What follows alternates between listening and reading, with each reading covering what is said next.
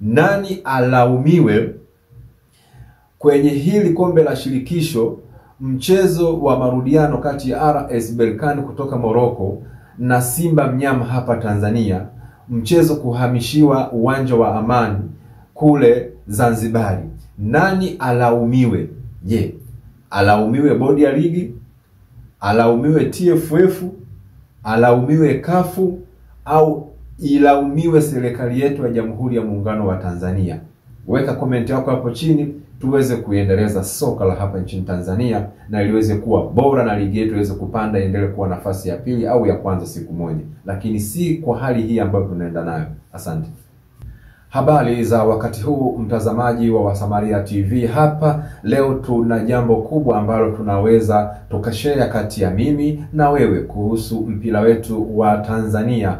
Umekuwa ni mpira wa magumashi, umekuwa ni mpira wa kisiasa, umekuwa mpira wa kuweza kuwanufaisha wachache ambao wao wanajiona kama ni bora kuliko watu wengine. Sasa leo mimi na wewe tuweze kushare kwa pamoja, tuweze kupaza sauti ya pamoja, ili mradi tu tuweze tuweze kuona mpira wetu unaenda kubadilika sasa, kutokana na sauti zetu zinazopigwa hapa kwenye studio hizi za Wasamaria. Kwanza nikianza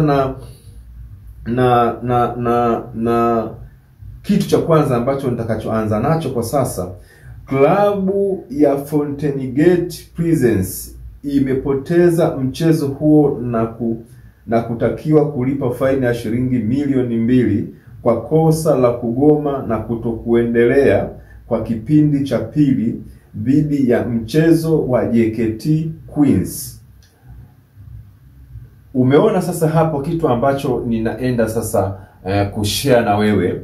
Nimekusomea hiki kipengele. Hii ni taarifa ambayo imetoka TFF kwamba klabu ya Fountain Gate Prisons ni timu ya wanawake imepoteza mchezo huo na kutakiwa kulipa shilingi milioni 2 kwa kosa la kugoma kuendelea kipindi cha pili dhidi ya mchezo wa JKT Queens kwa mujibu ya kanuni ya 33(6) na 33(7) za ligi za wanawake.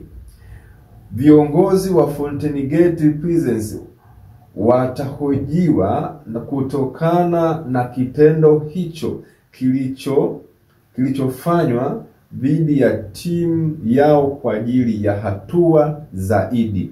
Timu ya JKT Queens imepewa ushindi wa mabao 3 kwa kuzingatia kanuni ya 33(6) ya ligi za wanawake.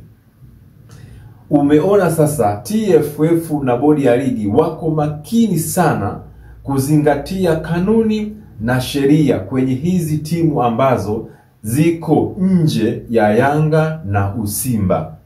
Kumbe kwenye vilabu vingine ukitazama kama JKT, timu za wanaume, siji Fountain Gate, Azam, siji timu ambazo zimeshiriki kwenye ligi yetu ya NBC Premier League, zinazingatiwa sana sheria, kanuni na sheria. Lakini kwenye vilabu hivi viwili vya Yanga na Simba mara nyingi sana huwa zinatumika busara na hekima ndani yake, bila kujua kwamba busara na hekima ni swala la hiari, sio lazima. Kwa hiyo inapotokea kosa kwa Young Africans au kwa Simba, mara nyingi sana viongozi huwa wanajirei kutokana na masilahi yao binafsi kutumia hekima na busara endapo wakipata chochote kitu. Kwa hiyo sasa kwa mfumo huu umejionea kwamba Fountain Gate Queens, timu ya wanawake, imepigwa faini milioni 2 kwa kutokugoma tu kucheza kipindi cha pili. Kulikuwa kuna mitafaruko baina ya JKT na Fountain Queen. Kwa hiyo sasa tazama hizo faini ambazo zimepigwa. Lakini ukitazama 8 March mchezo wa Simba na Yanga ni dabi, iligomewa hivyo, lakini haikutazama mpaka leo. Bado inaleta zahama kubwa kwenye mpira wetu wa miguu na kuonekana kama viongozi ni wababaifu katika nafasi zao za kusimamia mamlaka ya soka hapa Tanzania. Nimekusomea tu hiki ambacho kimetokea kwenye mpira wa miguu wa wanawake Fountain Gate na JKT. Kilichotokea inapaswa sasa kitokee kwenye dabi. Watu wastahili wapewe adhabu. Aliyokuwa na makosa apewe adhabu kama tu vilabu vingine ambavyo vinachukuliwa hatua kwa haraka. Yaani kosa limefanyika sasa hivi dakika 10 inatolewa adhabu papo kwa papo. Sasa kwa nini viongozi wanashindwa kusimamia mpira wa miguu wa wanaume, hasa Yanga na Simba? Wanakuwa wanachelewa kutoa majibu, wanashindwa kutoa majibu kwa haraka. Sijajua changamoto ni nini. Je, ni tamaa ya madaraka na kuangalia maslahi zaidi, au kuna kitu kingine ambacho kiko nyuma ya viongozi hawa wa mamlaka ya soka hapa Tanzania? Sasa ninamaanisha taarifa hii, huu ni mfano tu ambao nimekupa. Lakini ukija kwa kipengele namba 2, mpira wetu unaenda kuharibika endapo viongozi wa serikali ya Tanzania, nikizungumzia chini ya Rais wa Jamhuri ya Muungano wa Tanzania Dr. Samia Suluhu Hassan, aliyowateua mawaziri wa sekta tofauti. Kwa mfano, rais kamteua waziri wa tasnia hii ya habari na michezo ambaye ni Kabudi. Baba yetu Kabudi ni mtaalamu sana wa sheria, ni mtu ambaye yuko vizuri na kapeleka kwenye sekta ambayo anaimudu, lakini anashindwa namna ya kuweza kuhendo nafasi yake, kiasi kwamba sasa mpira wetu unaenda kudidimia kutokana na ukosefu tu wa kufikiri kwamba hiki kipengele ni muhimu sana kwa Watanzania. Kina mashabiki wengi na furaha zote za Watanzania zipo kwenye mpira wetu wa miguu. Ninamaanisha kwamba, au nina maana gani kuigusa serikali moja kwa moja? Tazama kilichotokea sasa hapa karibuni. Uwanja wa Benjamin Mkapa umeweza kufungiwa zaidi ya mara 3 ndani ya miezi 2. Alipokuja Al-Masry kutoka kule Misri kwenye mchezo wa kombe la shirikisho, baada ya Simba kukutana kwenye uwanja wa Benjamin Mkapa kwenye marudio, baada ya kule Misri kugongwa goli 2 Simba, walipokuja hapa Al-Masry kwenye mchezo wa shirikisho wa marudio, tazama uwanja ulivyokuwa. Watanzania wengi tuliutazama ule uwanja ulipokuwa na kasoro. Mvua kidogo tu iliponyesha, madimbu kwenye ule uwanja. Tazama, ni kombe la shirikisho, ni kombe kubwa sana barani Afrika hapa. Umeelewa? Lakini sasa tazama ile aibu. Baada ya mpira kutamatika, Tanzania, nchi za wenzetu ambazo zinashiriki michezo hii, walitutazama kwa taswira gani? Ule uwanja unasimamiwa na serikali na uko chini ya mamlaka ya serikali na uko chini ya mamlaka ya waziri Kabudi kusimamia, kuhakikisha kwamba timu yoyote inapokuja kucheza kwenye uwanja wa Benjamin Mkapa unaingiza mapato na serikali kuneemeka kwa njia ya michezo.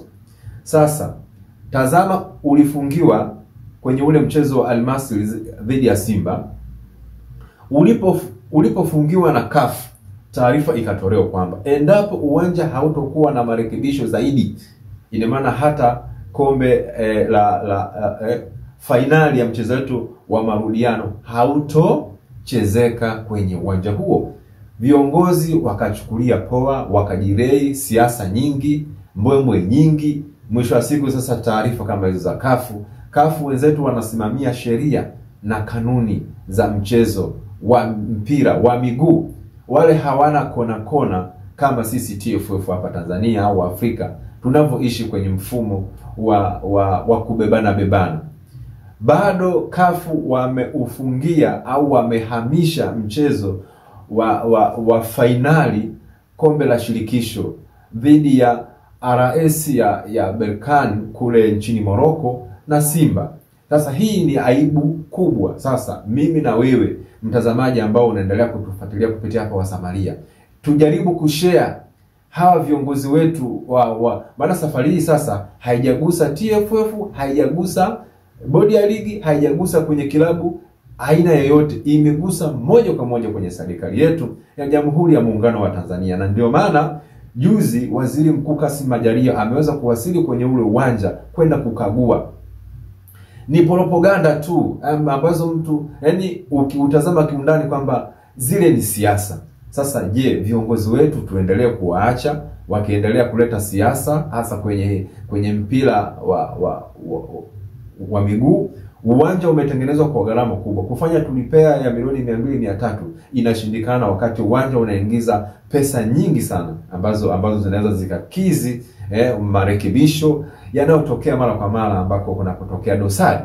Sasa Watanzania kiujumla, viongozi ambao mnatazama kupitia hapa Wasamaria TV, mimi ni Profesa Mandela ambao ninatazama dosari za kila mahali na kuweza kuzikosoa, ili mradi tu kwamba muweze kuzifanyia kazi viongozi. Sasa watazamaji, tu share kwa pamoja, weka comment yako hapo chini.